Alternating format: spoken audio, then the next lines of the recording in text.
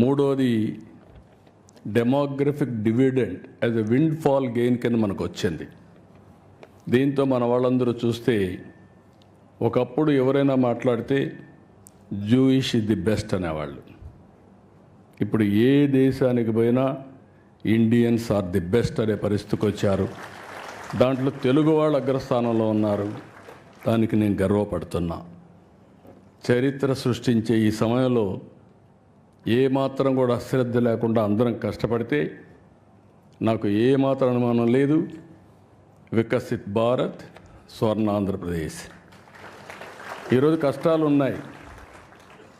కష్టాలు ఉన్నాయనే ఉద్దేశంతో నేను ఆత్మస్థైర్యాన్ని పోగొట్టుకోవడానికి సిద్ధంగా లేను. ఈరోజు మీరు చూసినప్పుడు ఇప్పుడే వెంకయ్య నాయుడు గారు చెప్పారు, మీరు ఓవర్ కాన్ఫిడెంట్గా ఉన్నారని చెప్పి. కరెక్టే, కానీ ఆశ ఉంది. ప్రధానమంత్రి గారు 2047కి భారతదేశాన్ని ఒక అగ్రదేశంగా 1, 2 ఆర్థిక వ్యవస్థలుగా తయారు చేయాలనుకున్నప్పుడు అందులో నెంబర్ 1 స్థానంలో నా తెలుగు జాతి ఉండాలనేది నా ఆకాంక్ష. అదే సమయంలో ఈరోజు చాలా కష్టాలు ఉన్నాయి. నేను ఇప్పుడు కూడా వస్తూ నిన్న ఢిల్లీకి వెళ్ళి అడిగాను. నేను మార్నింగ్ కూడా ఒక మాట అన్నాను మినిస్టర్ గారితో. ఆవిడ ఎంత ప్రాంప్ట్గా నిన్న నాకు ఇబ్బందులు ఉన్నాయని చెప్తే, చెప్పడమే కాదు డైరెక్ట్గా నా ముందరనే ఫోన్ చేసి ఇమీడియట్గా ఫండ్స్ రిలీజ్ చేయమని. తర్వాత ఈ రోజుకి నాకు ఆ డబ్బులు కూడా వచ్చాయి.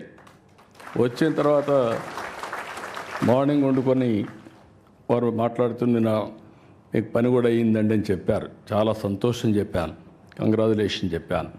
నేను ఒకటే చెప్పా, ఆంధ్రప్రదేశ్ వెంటిలేటర్ మీద ఉంది.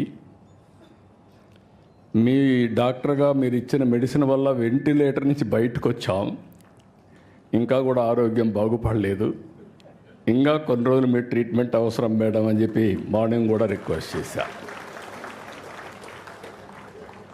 పేషెంట్ వెరీ స్ట్రాంగ్, కానీ శక్తి లేకపోతే ఎటైనా పోయే పరిస్థితి వస్తుంది. ఆ సరైన సమయంలో అటు ప్రధానమంత్రి గారు కానీ, కేంద్రంలో ఉండే మంత్రులు కానీ, ప్రత్యేకంగా ఫైనాన్స్ మినిస్టర్ గారు పూర్తిగా సహకరిస్తున్నారు.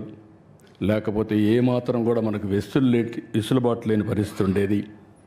అలాంటిది ఈరోజు మనస్ఫూర్తిగా మీ అందరి తరపున కూడా అభినందిస్తూ, కానీ ఆ శక్తి కూడా మనకు ఉండేది. మీరు చూస్తే 25 సంవత్సరాలు ఐటీ నేర్చుకొని ఈరోజు ప్రపంచమంతా వెళ్ళి ప్రపంచంలో అన్ని దేశాల కంటే మన వాళ్ళు ఎక్కువ తలసరి ఆదాయం సంపాదిస్తున్నారంటే అది తెలుగు వారికి ఉండే శక్తి, సామర్థ్యం, పట్టుదల అని చెప్పి కూడా నేను మీకు తెలియజేస్తున్నా. ఇలాంటివన్నీ చూసినప్పుడు మళ్ళీ ఒకసారి వెంకటేశ్వరరావు గారిని కొన్ని కోట్ల సంవత్సరాల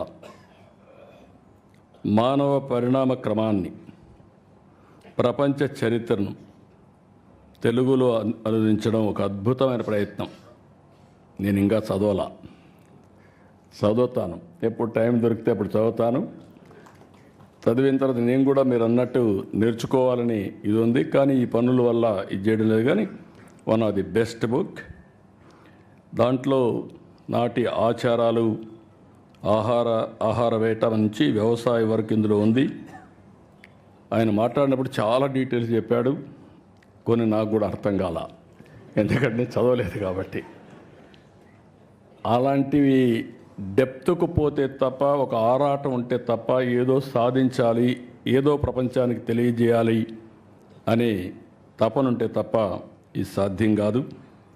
అందులో ఖండాల విభజన కానీ, తెగల వలసలు కానీ, ప్రాంతాల మార్పులు, మానవ చరిత్రపై వాటి ప్రభావం, యుద్ధాలు, సామ్రాజ్యాల ఆవిర్భావం, మత విశ్వాసాలు, మత పెత్తనాలు, ఇవన్నీ కూడా ఏ విధంగా వచ్చాయన్నీ చెప్పారు.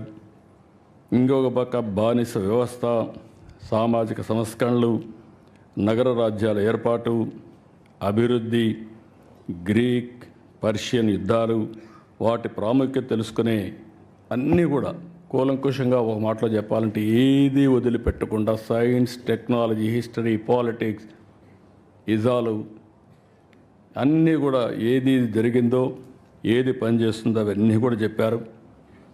ఇంకొక పక్కన భాష, కళలు, వాస్తు, శిల్పం, భూ సంస్కరణలు, సామాజిక న్యాయం, ఆధునిక చరిత్ర, భూస్వామ్య వ్యవస్థలు, తెగలు, జాతులు, భారతీయ రాజులు, కడాన ఇటీవల ఆంధ్రప్రదేశ్లో ఉండే ప్రజా పరిపాలన కూడా అధ్యయనం చేసే పరిస్థితికి వచ్చాడు.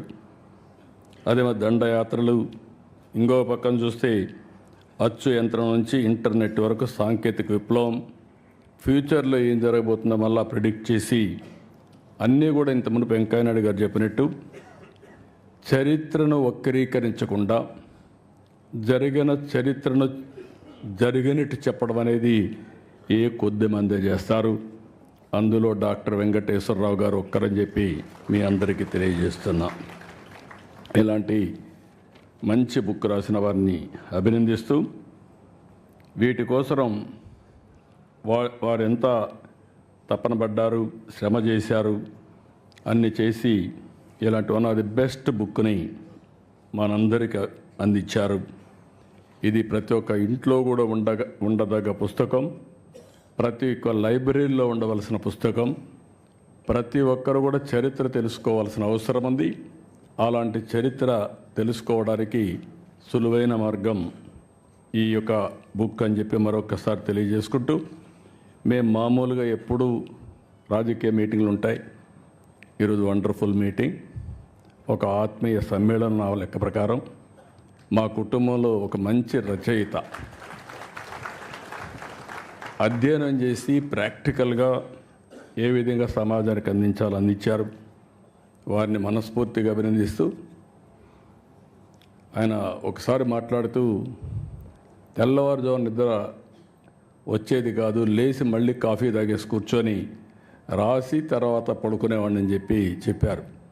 అంటే ఆ పట్టుదల ఉన్నప్పుడు మనిషిలో అలాంటి శక్తి వస్తుంది.